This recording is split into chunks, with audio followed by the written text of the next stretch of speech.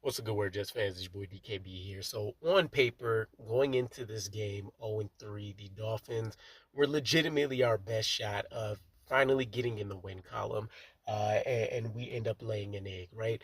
So, I think there's legitimate conversations based on how we've seen this team perform. And looking specifically at the defense, even though we know there's some talent concerns, some penalty issues, and stuff on the offense, it's the defense that opens up the conversation of can this team end up going 0-17, right?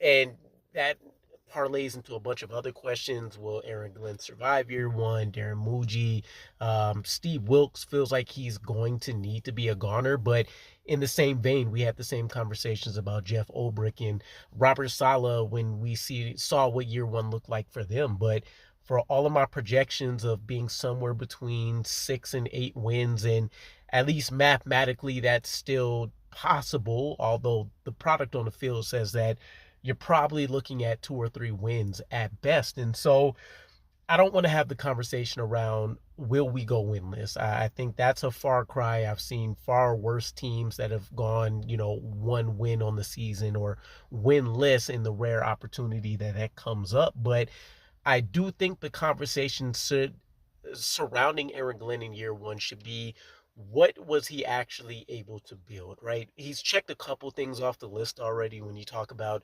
turning over a significant amount of the roster. I remember doing a post that I think we led the league at like 58% of the roster being turned over. Front office cleaned house, did all of these other elements, right? But for the on field stuff in and of itself, there's coaching opportunities that's coming up in terms of situational awareness. Ironically enough, we're doing pretty good in the red zone. I don't know where we fall after this Dolphins game, but going into it, I think we were leading the league, or we were in the top five at like a 75% conversion rate, right? Um, so there's some things to build on, but what have we accomplished, right? Did we get rid of the penalties? Did we identify who the core could be? Are our top stars actually performing like top stars?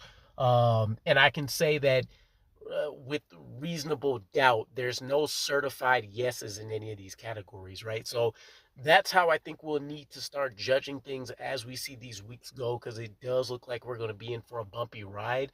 But let me know what you guys think. Aaron Glenn, what has the job looked like so far? And for as much as he tried to do in year one, how much responsibility are you laying on his feet for this 0-4 start right now?